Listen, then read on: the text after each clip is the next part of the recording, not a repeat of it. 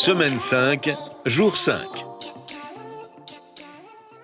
Bonjour et bienvenue à Dieu au quotidien, notre série d'études méditatives sur l'Évangile selon Jean. Aujourd'hui, nous en sommes au 5e et dernier jour de notre étude du chapitre 5. Et nous examinerons ensemble les versets 31 à 47. Au cours de ces derniers jours, nous avons parlé de ce que signifie pour Jésus être le Fils de Dieu. Jésus a enseigné aux pharisiens ce long passage. Après avoir parlé de qui il est, il leur fait part, à partir du verset 31, de quelques témoignages sur sa véritable identité. Au verset 31 et 32 de notre chapitre, Jésus dit aux pharisiens « Si je me rends témoignage à moi-même, mon témoignage n'est pas valable. C'est un autre qui témoigne en ma faveur, et je sais que le témoignage qu'il me rend est vrai. » Jésus fait ici référence à une règle concernant le témoignage sur soi-même. Elle est mentionnée à nouveau au chapitre 8, et nous en parlerons quand nous aborderons ce passage. À cette époque, il n'était pas possible de se rendre témoignage à soi-même et de faire valoir ce témoignage devant un tribunal.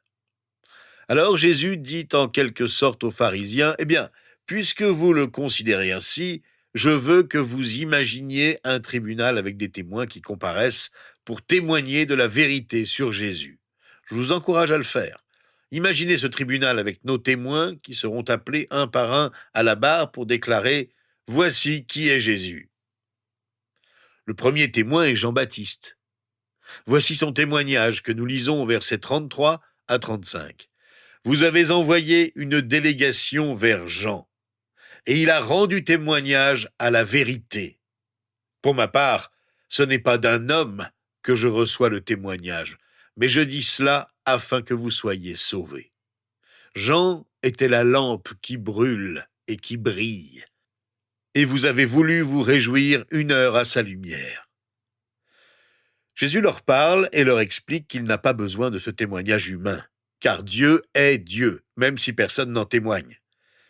Mais il précise qu'il le mentionne parce que les pharisiens avaient un certain respect pour ce que faisait Jean. Son ministère avait fasciné le peuple juif et les dirigeants juifs, même les pharisiens. En effet, Jean parlait de sainteté, et il y avait quelque chose dans ses paroles qu'il désirait. Il était une lumière, une lampe, un grand éloge, soit dit en passant, pour un sermon de Dieu. Jean était une lampe, dit Jésus. Qui voudrait davantage ? Que voudrions-nous donc d'autre, sinon d'être sauvés par Jésus ? Jean a éclairé le chemin pour quelqu'un. Il était une lampe pour quelqu'un. Au verset 34, les mots que Jésus utilise ici sont très expressifs. « Je vous dis ces choses afin que vous soyez sauvés. » Voilà pourquoi Jésus dit cela. Il ne se contente pas de parler sur lui-même pour avoir gain de cause. Il désire vraiment que les pharisiens le connaissent. Il est le Sauveur.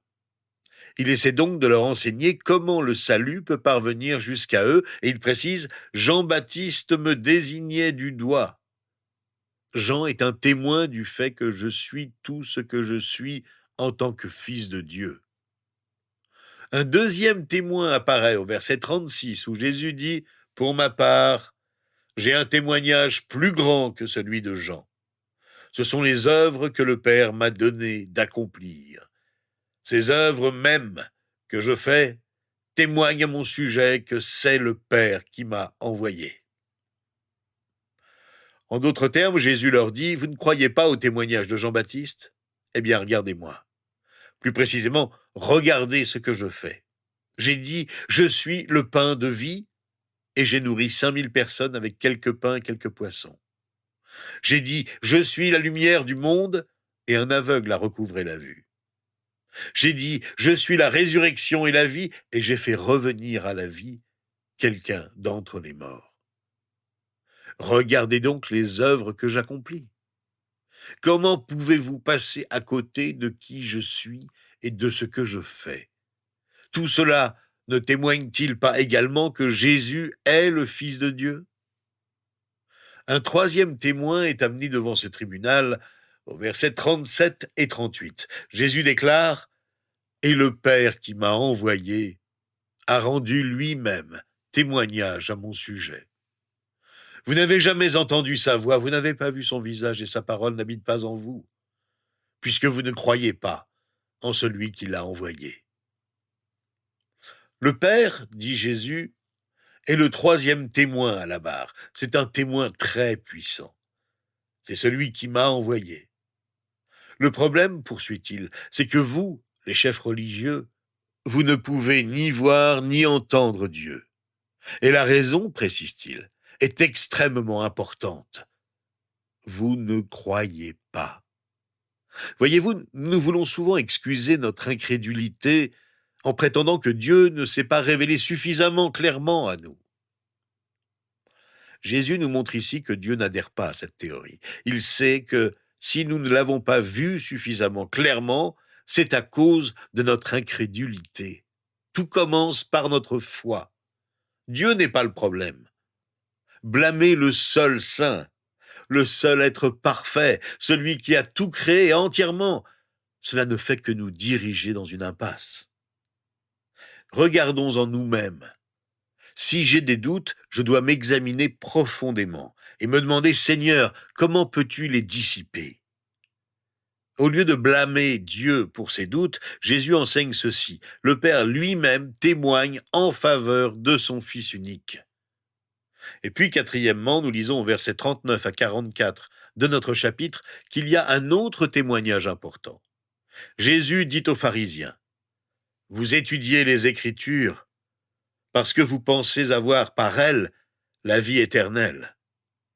Ce sont elles qui rendent témoignage à mon sujet et vous ne voulez pas venir à moi pour avoir la vie. Je ne reçois pas ma gloire des hommes, mais je vous connais. Vous n'avez pas l'amour de Dieu en vous. Je suis venu au nom de mon Père et vous ne me recevez pas. Si un autre vient en son propre nom, vous le recevrez. Comment pouvez-vous croire, vous qui recevez votre gloire les uns des autres et qui ne recherchez pas la gloire qui vient de Dieu seul? Jésus, selon la façon de penser des pharisiens, donnait des témoignages de plus en plus convaincants.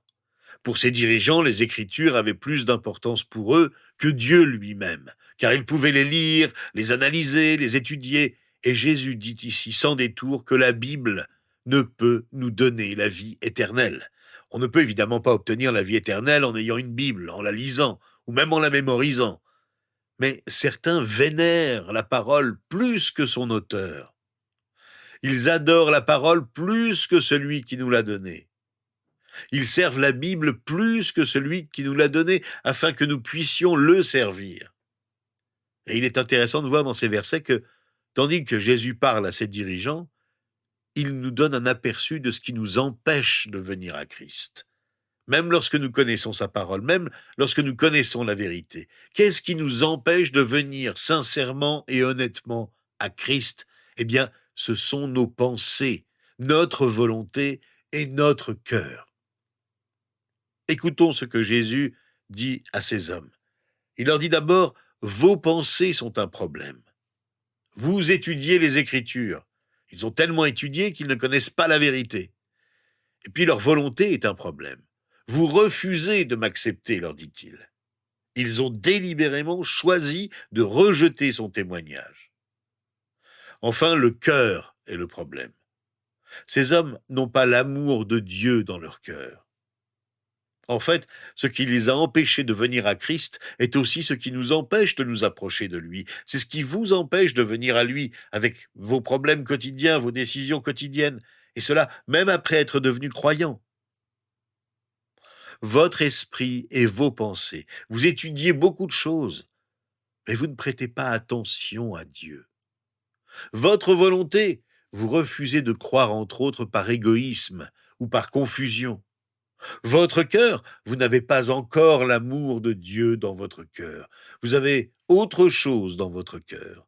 Vous suivez vos désirs et non votre amour pour Dieu. Pourtant, notre esprit, notre volonté et notre cœur sont aussi ce qui nous permet de venir à Christ. Avec notre esprit, nos pensées, nous pouvons le choisir. Avec notre volonté, nous pouvons lui dire oui. Avec notre cœur, nous pouvons l'aimer. Pour les chefs religieux, ce n'est pas un manque de preuves, mais un manque d'amour qui les a poussés à rejeter Jésus. Et au verset 44, Jésus leur expose un obstacle majeur. Ce que les autres pensaient d'eux était tout simplement trop important. Comment pouvez-vous croire, vous qui recevez votre gloire les uns des autres et qui ne recherchez pas la gloire qui vient de Dieu seul? Or, si Jésus a établi au verset 41 qu'il n'acceptait pas les louanges des hommes, cela ne signifie pas que nous ne devrions pas le louer comme notre Dieu. Bien sûr que nous devrions le louer. Jésus dit ici qu'il ne laissait pas l'opinion des autres diriger sa vie. Le mot accepter signifie ici recevoir, prendre sur soi, dans le sens de contrôle. Nous ne contrôlons pas Jésus par nos louanges. Nous lui offrons nos louanges, tout simplement. Pourtant, c'est bien la gloire pour eux-mêmes que les dirigeants juifs recherchaient, et c'est la raison pour laquelle ils s'éloignaient du Fils de Dieu et voulaient lui faire du mal au lieu de l'adorer humblement.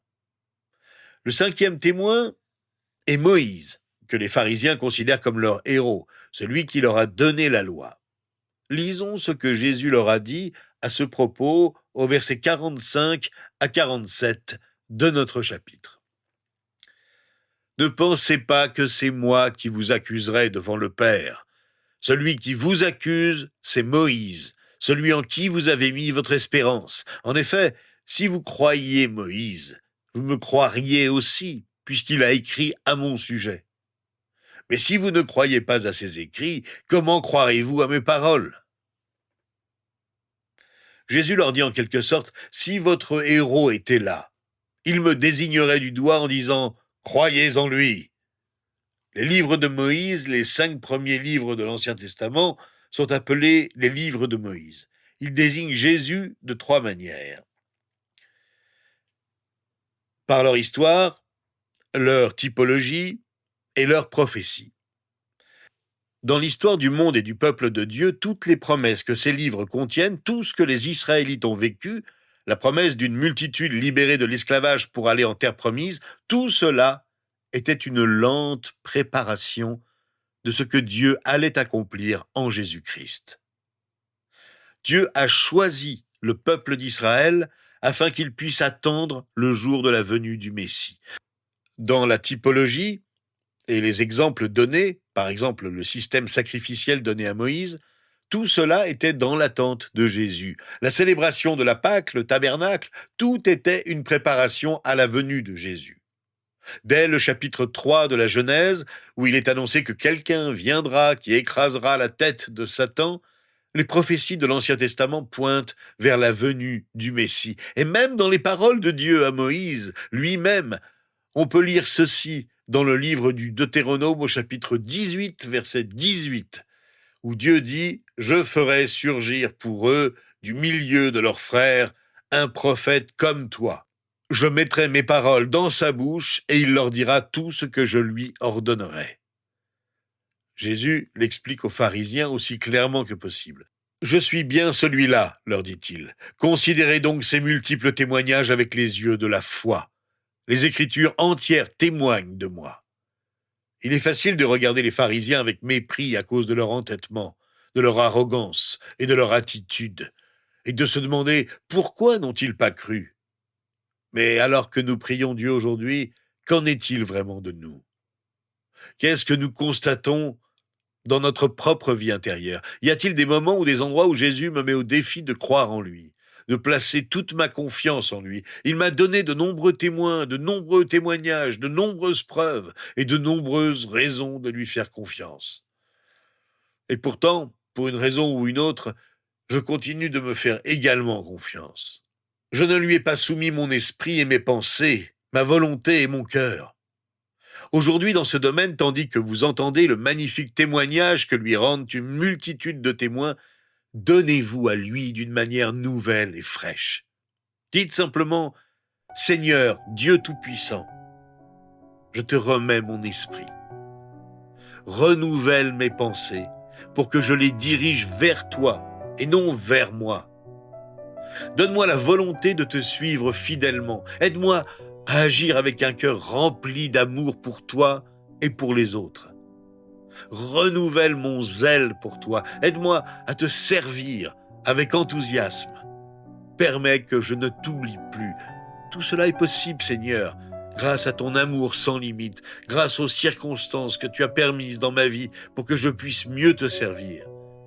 Voilà pourquoi, Seigneur, j'ai vraiment confiance en toi.